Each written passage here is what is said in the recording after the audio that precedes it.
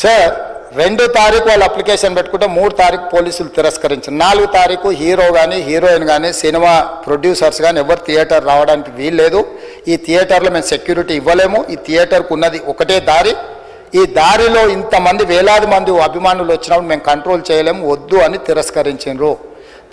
తిరస్కరించిన తర్వాత కూడా 4 తారీఖు 9:30 ప్రాంతంలో హీరో రావడం జరిగింది. రావడం కారులో వచ్చి థియేటర్లో పోయి సినిమా తెచ్చి మళ్ళీ కారులో వెళ్ళిపోతే పెద్దగా ఇంత ఇబ్బంది జరుగుతుండేనేమో లేదో నాకు తెలియదు.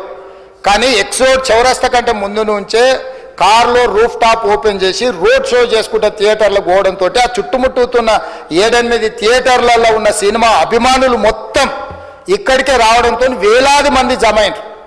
ఆ గేట్ ఒక్కసారి హీరో కారు లోపలికి పంపించడానికి ఆ ఉన్న గేటు తెరవడంతో వేలాది మంది ఒక్కటేసారి ఉప్పెనలాకి వచ్చారు.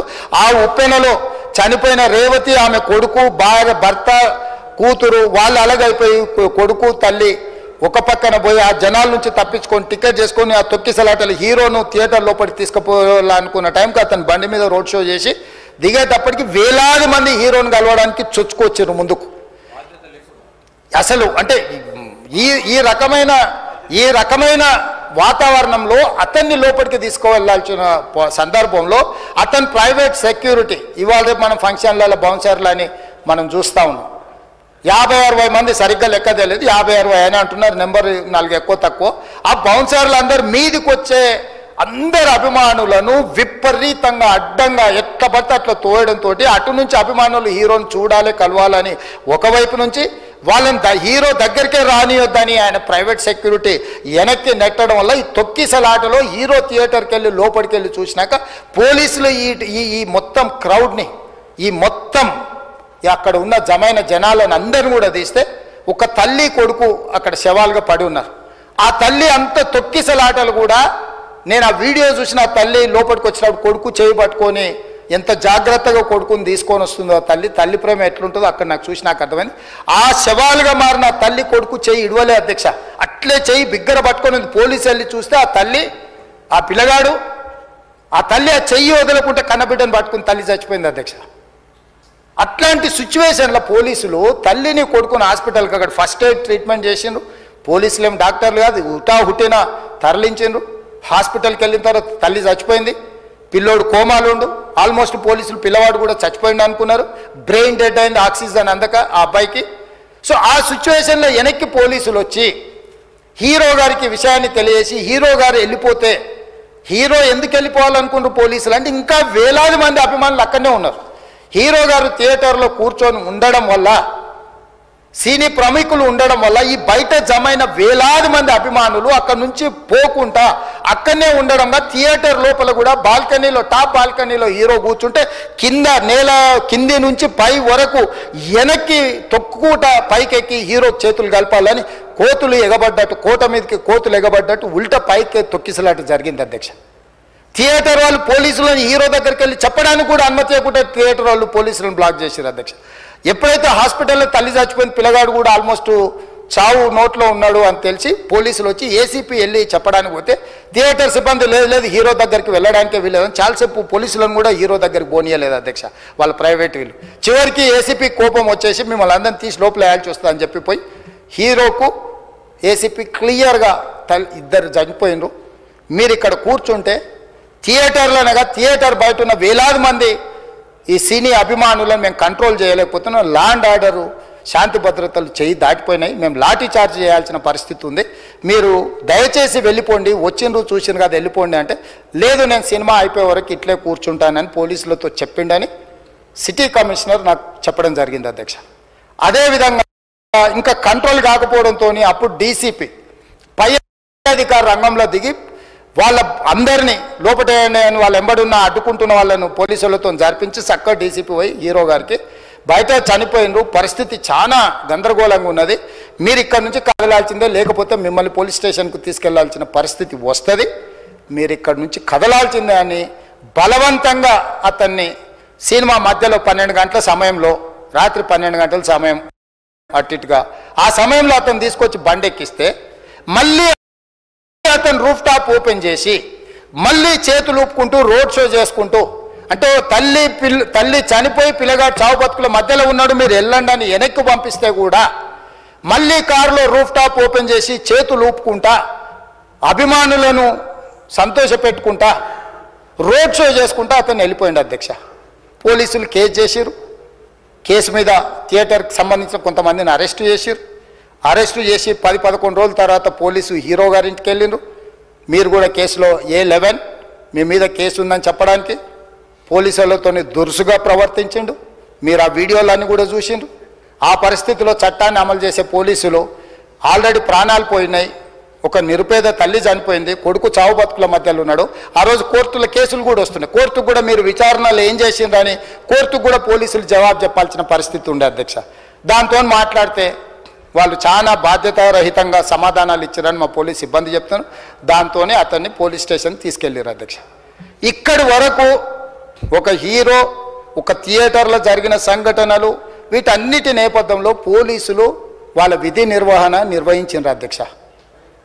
ఎప్పుడైతే అతను పోలీస్ స్టేషన్కు తీసుకెళ్ళిరో కొన్ని రాజకీయ పార్టీలు పైశాచికంగా ఎంత నీచంగా నన్ను తిట్టుకుంటా పోస్టులు పెట్టినరంటే, అంటే తెలంగాణ समाजంలో మలక్పేట్ बलाला साहब के कॉन्स्टिट्यूंसी के वोटर है, उन लोग मलकपेट के छोटे नौकरी, उसका नौकरी अकबर साहब वो 30,000 नौकरी करता है, उसके परिवार में कोई कमाई नहीं है, एक टिकट 3,000 रुपये में खरीदा, वो बच्चा उनका फैन है बोल के उनके परिवार 12,000 रुपये रखकर 4 टिकट खरीद के पिक्चर को गए. 30,000 महीने को कमाने वाले నెలకు 30,000 జీతంతో పనిచేసి ఒక ప్రైవేటు చిన్న దాంట్లో ఉద్యోగం చేసుకునే తండ్రి తన కొడుకు ఆయన అభిమానాన్ని కుటుంబము 12,000 రూపాయలు 3,000కు ఒక టికెట్ 12,000 రూపాయలు పెట్టి సినిమా థియేటర్కి వెళ్తే థియేటర్లో చనిపోయిన 11వ రోజు వరకు వీళ్ళు ఎవరు హీరో కానీ ప్రొడ్యూసర్ కానీ ఎవరు కానీ ఆ కుటుంబాన్ని చనిపోయిన కుటుంబాన్ని కానీ హాస్పిటల్లో చావు బతుకుల మధ్యలో ఉన్న పిల్లవాడిని పరామర్శించడానికి కూడా పోలేదు అధ్యక్ష. ఇది ఏ రకమైన మానవత్వం అధ్యక్ష? నాకు అర్థం కాలే. ఇలాంటి మానవత్వం లేకుండా వ్యవహరించిన వాళ్ళను పోలీసులు విధి నిర్వహణలో భాగంగా పోలీస్ స్టేషన్కు తీసుకెళ్తే ఒక ఆయన ట్విట్టర్లో పెడతాడు అడ్డగోలుగా 10 ఏళ్ళు మంత్రి చేసి ఉద్యమాలు చేసినామని చెప్పుకునేటోళ్ళు, ఉద్యమాల సమయంలో సినిమా షూటింగ్లో జరగొద్దని దాడులు చేసిన వ్యక్తులు ఇవాళ అతను భగవత్ స్వరూపుడు, అసలు అతన్ని పోలీసులు ముట్టుకుంటారా? అసలు ఈ రాష్ట్రం ఏమైపోతుంది? ఈ రాష్ట్రం ఉంటుందా? ఈ రకంగా రాజకీయ పార్టీలు అధ్యక్ష, రాజకీయ పార్టీలు ప్రజాప్రతినిధులుగా చనిపోయిన ప్రాణాల విలువ లేకుండా చావుకు కారణమైన ప్రత్యక్షంగా పరోక్షంగా అయిన వాళ్ళని పోలీస్ స్టేషన్కు విచారించడానికి పిలిస్తే కూడా అది కూడా తప్పుపట్టి ప్రభుత్వాన్ని బద్నాం చేయాలి, ముఖ్యమంత్రిని తిట్టాలని ఎంత నీచమైన భాష వాడినరు అధ్యక్ష. యూట్యూబ్లలో మీరు చూడండి. నాకేముంటుంది అధ్యక్ష? ఏంది ఆ సినిమాకు స్పెషల్ రిలాక్సేషన్స్ ఇచ్చి ఇవాళ సినిమా ఏదైతే వ్యాపారం చేసిందో సినీ పరిశ్రమను ప్రోత్సహించాలని మొదటి వారం అత్యధికంగా సినిమా ధరలతో టికెట్లు అమ్ముకోవడానికి, స్పెషల్ షోలు వేసుకోవడానికి, బెనిఫిట్ షోలు వేసుకోవడానికి ప్రత్యేకమైన అనుమతులు ఇచ్చింది నా ప్రభుత్వమే కదా, మా ప్రభుత్వమే అధ్యక్ష. సినీ పరిశ్రమను ప్రోత్సహించాలనే మా విధానం. ప్రోత్సహించే క్రమంలో తెలంగాణ ప్రజల ప్రాణాలు తీసుకుంటే కూడా వాళ్ళని ఏమనొద్దానంటే మీరు లా చేయండి అధ్యక్ష. మరి స్టేట్కు లా అథారిటీ ఉందో లేదో నాకు తెలియదు, కానీ star, film star, super stars or political stars is having some special privilege. If they murdered anyone also we need not to prosecute or otherwise we need not to book any case against these personalities అని మనం మీరు చట్టం చేస్తా అంటే సినీ ప్రముఖులకు కానీ రాజకీయ ప్రముఖులకు కానీ స్టార్లు అని ఫీల్ అయ్యే వాళ్ళ పట్ల ప్రత్యేకమైన చట్టం ఉంటుంది, వాళ్ళ మీద కేసులు పెట్టొద్దని మీరు ఏమైనా చట్టం చేస్తే ఆ చట్టం అమలు చేస్తాం అధ్యక్ష. ఈ రోజున్న డాక్టర్ బాబాసాహెబ్ అంబేద్కర్ ఇచ్చిన చట్టం ప్రకారము దీనికి కారణమైన వాళ్ళను ప్రత్యక్షంగా పరోక్షంగా కారణమైన వాళ్ళందరి మీద కేసులు కట్టి పోలీసులు విచారణ చేయాల్సిందే, బాధితులను శిక్షించాల్సిందే అధ్యక్ష.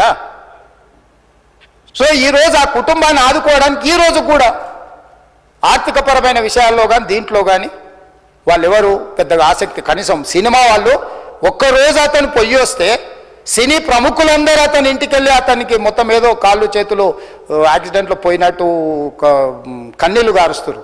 ఈ సినీ ప్రముఖులు ఒక్కరైనా హాస్పిటల్కి పోయినరా అధ్యక్ష?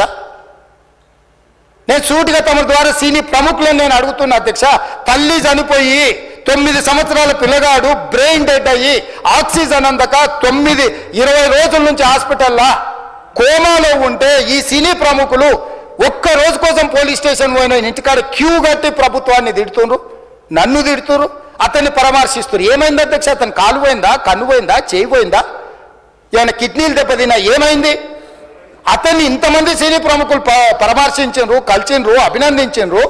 కానీ ఆ పిల్లగాన్ని కనీసం అన్న పరామర్శించడానికి సినీ ప్రముఖులు ముందుకు రాలేదంటే సినిమా ఇండస్ట్రీలో ఉన్న ప్రముఖులు ఏం ఆలోచన చేస్తుండ్రో, ఏం కోరుకుంటుండ్రో నాకైతే తెలియదు. 100% जो भी अकबरुद्दीन ओवैसी साहब ने जो मुद्दा उठाए, वो मुद्दा के लिए मैं ये बात कह रहा हूं, सचमुच बोल रहा हूं, ये शर्म की बात है.